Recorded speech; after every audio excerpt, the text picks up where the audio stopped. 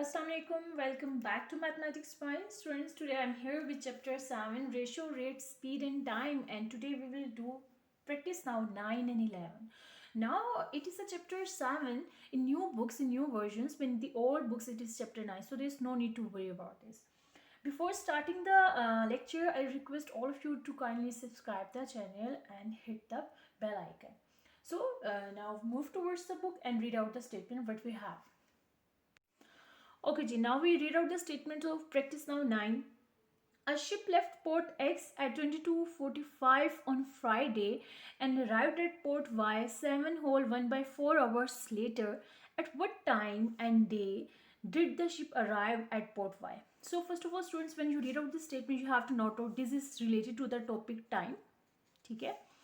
And there are two times given. First is the departure time of the port of the ship at port X, and the second is the total time taken that the ship required to reach on the second port, that is the port Y. Okay, how many time taken to cover that distance is 7 hours 1 by 4 means that is the ultimately 60 divided by 40, so 15 minutes. So this is the total time that the ship required to cover from to reach on the second port, that is the port 5. ठीक है, आपके पास एक time given है that is 22:45. इस time पे ship का departure time था port x से. टोटल डिस्टेंस जो कवर करने में उसको टाइम चाहिए था, वो कितना उसको टाइम रिक्वायर्ड था, जितना भी टाइम लगा था वो आपके पास कितना था 7 होल 1 by 4 आवर्स. देन अब हमने फाइंड आउट करना है कि ये डिपार्चर टाइम था, ये वो टाइम था जो कि रास्ते में लगा डिस्टेंस कवर करने में. अब पोर्ट वाई में जब उसने अपना अराइवल दिया तो उस टाइम पे क्या टाइमिंग थी, हमने वो फाइंड आउट करनी है. So now move towards the solution. Okay, so first of all you have to solve out the fraction that is given 7 whole 1 by 4 hours. So first of all we convert this. हम इसको सबसे पहले convert कर लेंगे. 7 hours तो आपके पास 7 hours आपके पास इसी तरह होंगे. आगे हमारे पास 1 by 4. 1 by 4 means that fourth part of the hour. We have 60 minutes in 1 hour. So we have to divide 60 divided by 4. 4 ones are 4 to carry on to 0, so it's become 24 5s are 20. So 7 whole 1 by 4 hours is equal to 1 hour 15 minutes. Okay जी, इसको convert कर लिया हमने, इस fraction को हमने solve out कर लिया. 1 by 4 means that एक घंटे का 1 by 4 पार्ट. तो we have exactly the 60 minutes in 1 hour, so we have to divide it by the 60. Now we have to solve out. Okay ji, the time that is given, the departure time is 22:45. That is 22 hours and 45 minutes. ठीक है, and it is the presentation in 24 o'clock system. हमारे पास 2 o'clock system थी, एक हमारे पास 12 o'clock system होता है जिसमें AM and PM की abbreviations हम यूज़ करते हैं. The second is 24 o'clock system. So this is the presentation of the 24 o'clock system. हमने इसमें आंसर देना है और उसको सॉल्व आउट करना है, और आंसर हम एग्जैक्टली उसी में देंगे जिसमें 24 o'clock सिस्टम में हमारे पास रिक्वायर होगा. So we have to add 7 hours. सबसे पहले हम क्या करेंगे, इसमें 7 आवर्स ऐड करेंगे. टोटल टाइम जितना हमारे पास रास्ते में लग रहा है जो कि यूज़ हो रहा है वो हमारे पास कितना है 7 hours 15 minutes. पहले मैं इसे आवर्स में आवर्स ऐड कर रही हूँ. सो आई एडिड 7 hours हियर. टोटल हमारे पास कितना टाइम है 22 में आप 7 को ऐड कर दें, आपके पास कितने मिनट्स बन जाएंगे 29 27 7 8 9. सो 29 hours 45 minutes. अभी मैंने सिर्फ आवर्स में यानी कि इन आवर्स में आवर्स को ऐड किया, जो हमारे पास कितना बन के 29 hours 45 minutes. अब देखिए 29 hours तो होते ही हमारे पास. अगर हम क्लॉक प्रेजेंटेशन बनाए,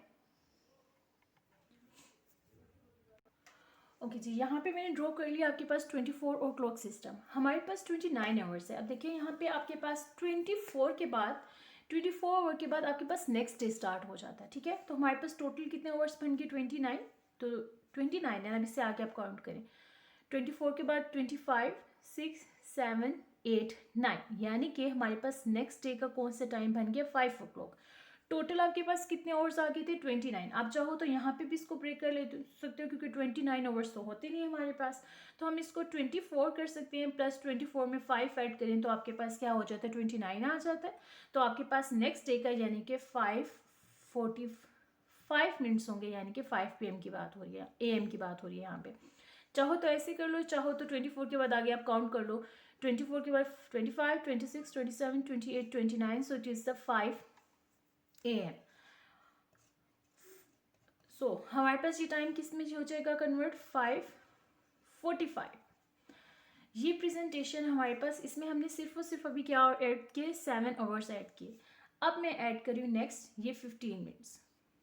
15 मिनट्स को जब हम ऐड कर लेंगे, अब ये 15 मिनट्स ऐड होंगे इस टाइम में, 5:45 में 15 मिनट्स ऐड हो जाएंगे, तो मिनट्स में आपके पास क्या ऐड होंगे, मिनट्स। अभी हमारे पास मिनट्स कितने हैं, 45 में आप 15 को ऐड करें तो आपके पास क्या हो जाएगा 60 मिनट्स, यानी कि 60 मिनट्स आपके पास इक्वल होते हैं 1 आवर के, ठीक है। तो आपके पास पूरा और यहाँ पे एक ऐड हो जाएगा।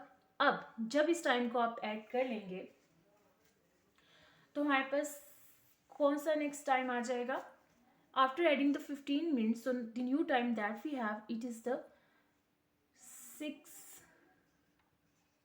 6 o'clock, ठीक है। सो हमारे पास 6 o'clock होगा और नेक्स्ट डे का 6 o'clock है हमारे पास। जो अराइवल डिपार्चर टाइम था वो किस डे का था, फ्राइडे, यानी कि 6 o'clock सैटरडे को आपके पास जो शिप होगी वो पोर्ट वाई पे अपना अराइवल दे देगी। ये आपके पास टोटल वर्ड प्रॉब्लम थी, आपके पास क्या सिनेरियो था, हमारे पास आवर्स गिवन थे। सबसे पहले हमने इसको कन्वर्ट किया हमारे पास 1/4 को, कि हमारे पास मिनट में कितना पार्ट बनेगा, that is the 15 minutes. Then you have to edit first of all hours into hours, 22 में 7 ऐड कर दे, 29 मिनट्स में आवर्स बन के हमारे पास। सो वो नेक्स्ट डे में बन जाता है। नेक्स्ट डे का कौन सा आवर बनता है, हमारे पास 5 आवर बनता है। 5 o'clock था, देन 45 मिनट्स हमारे पास वो थे जिसमें नेक्स्ट 15 मिनट्स ऐड किए, तो अगेन एक कंप्लीट 60 मिनट्स बन गए और 60 minutes is equal to 1 hour होता है, वो हमारे पास आवर्स में ऐड हो जाएगा। सो बिकम 6 o'clock, यानी कि next day Saturday 6 o'clock the ship give the arrival on the port Y. Okay, जी, now move towards the practice now 10.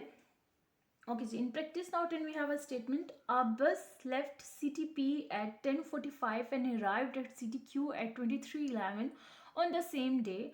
How long was the journey? Okay, जब हमने practice now 9 की तो उसमें हमारे पास क्या था, आपके पास डिपार्चर टाइम गिवन था और डिपार्चर टाइम के साथ जितना आपके पास टाइम आपकी जर्नी में लगा, डिस्टेंस कवर करते हुए जितना आपके पास टाइम लगा, और आपको अराइवल टाइम फाइंड आउट करना था। अब इस वर्ड प्रॉब्लम में हमारे पास देखें क्या, आपके पास डिपार्चर टाइम गिवन है और अराइवल टाइम गिवन है। अब आपने फाइंड आउट करना है कि टोटल डिस्टेंस कवर करने में आपके एक पॉइंट से आपके सेकंड पॉइंट दोनों की टाइमिंग गिवन है, टोटल जो आपका टाइम लगा डिस्टेंस कवर करने में वो कितना टाइम था, हमें वो फाइंड आउट करना है। ओके जी, यहाँ पे हमने एक लाइन ड्रॉ कर ली। हमारे पास जो टाइम था, चूँकि हमारे पास डिपार्चर टाइम था एक बस का सिटी पी को, डिपार्चर टाइम जो टाइम हमारे सिटी पी जो थी वहाँ पे जब उसने अपना डिपार्चर टाइम दिया वो हमारे पास कितना गिवन है 10:45, और सिटी क्यू में जो अराइवल टाइम हमारे पास आ रहा है दैट इज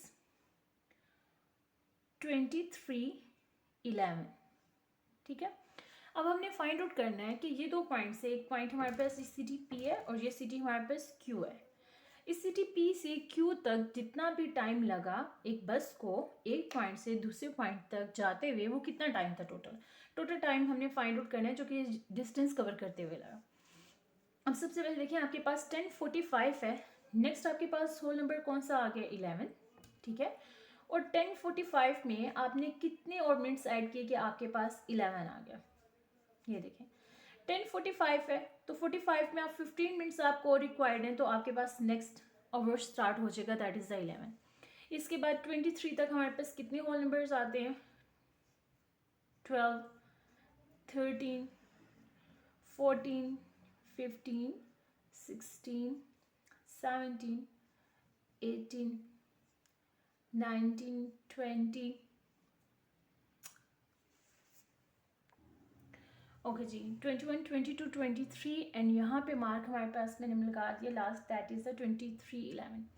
ओके जी, यहाँ तक 23 हमारे पास एक होल फिगर्स हमने ले लिया। आगे 23 11 से यानी कि 23 और 11 मिनट से यहाँ तक टोटल आगे कितने मिनट्स रिक्वायर्ड थे कि 23 11 पे उसकी एंट्री हुई थी, दैट इज़ 11 मिनट्स। अब हम मिनट सेपरेट कर लेते हैं। सबसे पहले हम आवर्स काउंट करते हैं, जो कि टोटल हमें आवर्स चाहिए। यहाँ से यहाँ तक हमारे पास कोई भी कंप्लीट आवर नहीं है, 15 मिनट्स की जस्ट बात है कि 15 मिनट्स ऐड होंगे तो नेक्स्ट आवर बन जाएगा। तो 11 को आप स्किप कर दें। ओके जी, अब हम आवर्स काउंट करना शुरू करेंगे कि टोटल हमारे पास कितने आवर्स चाहिए थे। ठीक है, टोटल आपके पास कितने आवर्स चाहिए, जो कि हमारे पास 23 तक रिक्वायर्ड थे, कितने आवर्स टोटल हमारे डिस्टेंस में लगे। तो देखो आपके पास ये जो टाइम है ये वाला, ये आपने स्किप करना है 11, क्योंकि देखिए सिर्फ पूरा आवर यहाँ पे रिक्वायर्ड नहीं था, सिर्फ 15 मिनट्स ऐड हुए तो हमारे पास 11 आ गया। तो 11 से नेक्स्ट से काउंटिंग स्टार्ट करें आप, क्योंकि ये जो काउंट होगा टाइम, ये मिनट्स के हिसाब से काउंट होगा, आवर्स के हिसाब से काउंट नहीं होगा। यहाँ पे आवर्स काउंट करिए कितने जो कंप्लीट आपके पास आवर्स हैं वो कितने हैं, 1 2 3 4 5 6 7 8 9 10 11 12। सो 23 तक, 12 से लेके 23 तक कितने कंप्लीट आवर्स हमारे पास है यहाँ पे, जो डिस्टेंस हमें कवर करने में लगे 12 आवर्स। ठीक है, ये तो सीधे सीधे आवर्स हमारे पास आ गए जो कि रास्ते में लगे, हमारा जितना टाइम हमारे घंटों के हिसाब से लगा। Now you have to count out the minutes. कितने मिनट्स यहाँ से हमारे पास लगे, 15 मिनट्स, और कितने यहाँ पे 23 11 पे हमारे पास अराइवल आया ना, तो 23 तो हमने काउंट कर लिए, 23 तक आवर्स काउंट कर लिए। अब ऊपर कितने एक्स्ट्रा मिनट्स हमारे पास लगे, 11, so you have to add 11 here. Minutes हम एक साथ ऐड कर लेंगे। 15 मिनट्स जहाँ से हमारे पास रिक्वायर्ड थे यहाँ से लगे, और 11 मिनट्स जहाँ से हमारे पास लगे एक्स्ट्रा उसका सिटी क्यू में अपना अराइवल देने के लिए। तो टोटल हमारे पास मिनट्स कितने आ गए, दैट इज 26 मिनट्स। अब टोटल जितना भी आपके पास एक बस को सिटी पी से सिटी क्यू तक जाते हुए जितना भी टाइम लगा, तो हमारे पास कितना हो गया, 12 आवर्स, जितना टोटल टाइम हमारे पास लगा, and 26 minutes. This is the total time that the bus need to move from city P and give the arrival to the city Q. This is the total time that is taken from the bus to move from one city to the other city. So it is all done with your practice now 9 and 10. In the next video, inshallah, we will cover the practice now 11.